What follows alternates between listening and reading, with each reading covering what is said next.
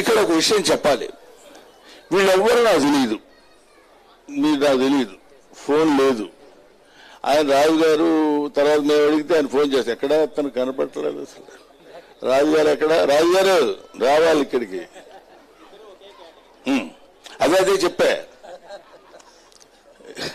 వామనుడు కూడా పొట్టాడే. అందువల్ల ఈ కార్యక్రమానికి నేను రావడానికి ముఖ్యమైనటువంటి కారణం, నన్ను డైరెక్ట్ గా అప్రోచ్ అయినటువంటి రామచంద్ర యాదవ్ గారు. రామచంద్ర యాదవ్ గారు అంటే నాకు ఒక స్పెషల్ అభిమానం ఉంది. ఎందుకుందంటే కొన్ని సామాజికమైనటువంటి సేవలు చేయటంలో, అందులో ఒక కంటెంట్ ఉన్నటువంటి విషయాన్ని పట్టుకుని ఆ కార్యక్రమం చేసి దాన్ని దిగ్విజయం చేయడం అనేది కొంతమందికి కొన్ని లక్షణాలు ఉంటాయి. అటువంటి లక్షణాలు పొడికిపుచ్చుకునేటువంటి వ్యక్తి రామచంద్ర యాదవ్. ఆయన ప్రత్యేకంగా బ్రహ్మానందం గారు మీరు వస్తే బాగుంటుందండి అన్నారు. అది పైగా విశ్వగురు అవార్డ్స్ అని నాకేమైనా అవార్డు ఇస్తారేమో, ఇస్తావా? అవార్డు ఇస్తారేమో అనుకున్నాను. కానీ మళ్ళీ ఏదో రకంగా అడిగానే సరే తీసుకుందామని స్టేజ్కి వచ్చేసాను నేను. ఎందుకంటే ఇప్పుడు గిన్నీస్ బుక్ గురించి ఆయన ఇందాక ఈయన చెప్పారు, గిన్నీస్ బుక్ అది బీర్ అని అనగానే నాకు కూడా అది ఇలాగా ఈ అవార్డు ఇచ్చారేంట్రా బాబు నాకని, because I'm Guinness book of world record. ఇదేంటి, నాకు విశ్వగురు ఉంటే బాగుండేమో అనుకున్నాను. ఇది విశ్వము అంటే సమస్త సృష్టి అని, విశ్వవిద్యాలయము అంటే సమస్త సృష్టిలో ఉన్నటువంటి విద్యలన్నీ తెలుసుకునేటువంటి ఒక ప్రదేశము అని. అటువంటి విశ్వవిద్యాలయం ది ఎంటైర్ వరల్డ్, ఇది ఒక ప్రపంచం, భూగోళం ఒకటే కాదు, అన్నిట్లో ఉన్నటువంటి విద్యల్ని చెప్పేటువంటిది ఈ విశ్వము అనేటువంటిది. అందుకని విశ్వవిద్యాలయాలు అంటారు, యూనివర్సిటీస్ అని వాటికి ఆ పేర్లు వచ్చాయి.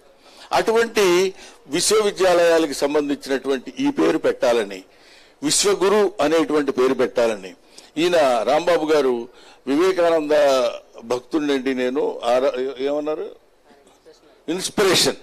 వివేకానంద గారు ఈయన క్లాస్మేట్స్ లాగా, అంటే ఇద్దరు కలిసి భౌతికంగా చదువుకోకపోయినా ఆయన ఫిలాసఫీ చదువుకున్నటువంటి వ్యక్తిగా ఆయన్ని ఫాలో అవుతూ కుర్రకారు వాళ్ళకి ఏదైనా ఒక అద్భుతమైనటువంటి సందేశాన్ని ఇవ్వాలనేటువంటి ఆలోచనతో ఈ అవార్డ్స్ నిర్వహించేటువంటి కార్యక్రమం ఇది మామూలు విషయం కాదు. ఇందాక ఆయన ఇది చెప్తూనే ముక్కుతోటి పెయింటింగ్ చేయటం, చేతులతో గీత గీసి దాని మీదనే గీయమంటే 20 గంటలు పట్టుద్ది మనకి. అటువంటిది అది తన విద్యని ఆ విధంగా ప్రదర్శించాలి. ఇందాక రామచంద్ర యాదవ్ గారు చెప్తున్నారు, ఒక ఆయన ముక్కుతో ఫ్లూట్ వాయిస్తాడు. See how it is, ఎంత గ్రేట్ఫుల్ థింగ్ అండి అది. అటువంటిది అంత సునిశ్చితమైనటువంటి కళల్ని మనం తీసుకుని మనం విశ్వవ్యాప్తం చేయాలంటే ప్రతి మనిషి వాళ్ళు ఇక్కడ కూర్చుని మనం ఏదో మాట్లాడేసి ఎవరికో దులుపుకుని వెళ్ళిపోవటం కంటే దీన్ని government has to take this.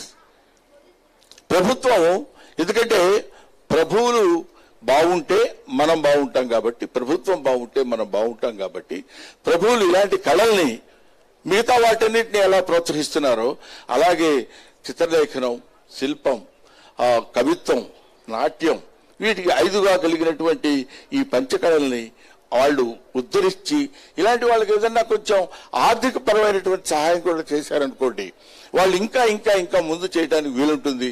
ఎన్నో కష్టాలు పడటానికి, ఎన్నో ఇబ్బందులు పడి ఇలాంటి కార్యక్రమాలు నిర్వహించడానికి ఉత్సుకత చూపిస్తారు, ఇంట్రెస్ట్ చూపిస్తారు. కాబట్టి మనం చేయాల్సినటువంటి బాధ్యత మనం చేయాలి. మొన్న లాస్ట్ ఇయర్ అనుకుంటాను నేను, ఎవడే రామచంద్రరావు గారు విజయవాడలో సావిత్రిబాయి పూలే సంబంధించినటువంటి, బహుశా 5-6 రోజుల క్రితం అనుకుంటా,